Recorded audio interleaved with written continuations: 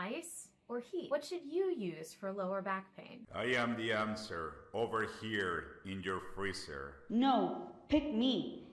I help you stay warm. What's up, everyone? My name is Justina, and welcome to the first ever episode of my brand new YouTube channel, Say Goodbye to Lower Back Pain.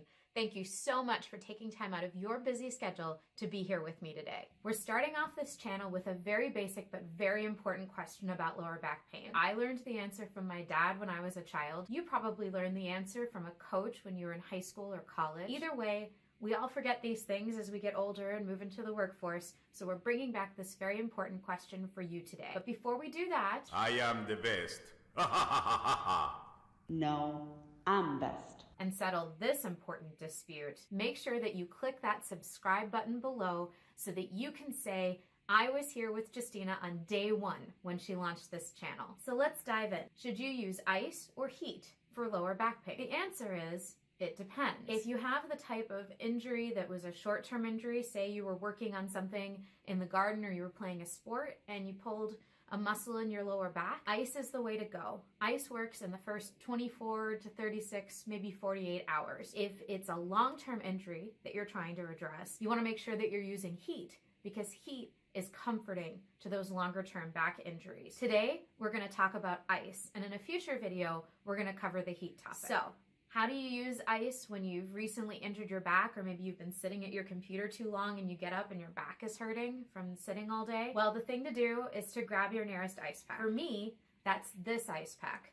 It's a thermopad, and what I love about this ice pack is it's made of clay, so it holds the cold really well, but it can also be used as a heating pack as well. I also have these guys from Walgreens that work really well. And sometimes you just have to pull out that bag of peas in the freezer. You might want to use a towel or something in between the ice pack and your back so that you can absorb the cold without it feeling really intense and really horrible on you right away. I do have a caution for you, and this is really, really, really important. Do not, and I repeat, do not use dry ice. Dry ice is dangerous, and it's because it's too cold for your body to be able to handle. Now that you have your nearest ice pack, what do you do with it? Lay on that ice pack for 10 minutes and then get up and be off of the ice pack for about 50 to 60 minutes. So you can do this in cycles every hour. You're gonna wanna do this as many times as you can within the first 24 hours of that injury. Now, if you're still in intense pain after you've done this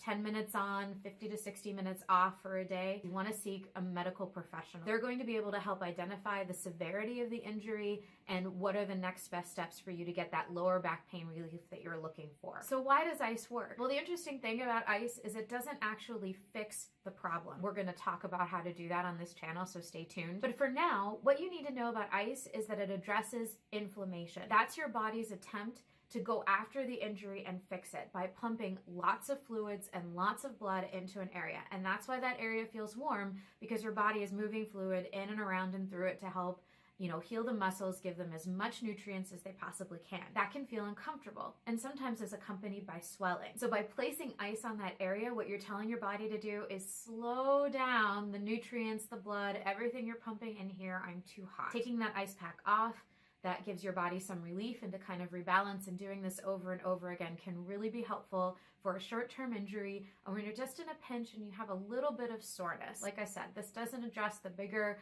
medical problems like sciatica. You may have had back surgery, you may have experienced a severe trauma in your back as a child and you're still dealing with some chronic pain, but ice will help you in a pinch, especially for that short-term lower back pain relief. So it's an age-old question. Do you use ice or do you use heat?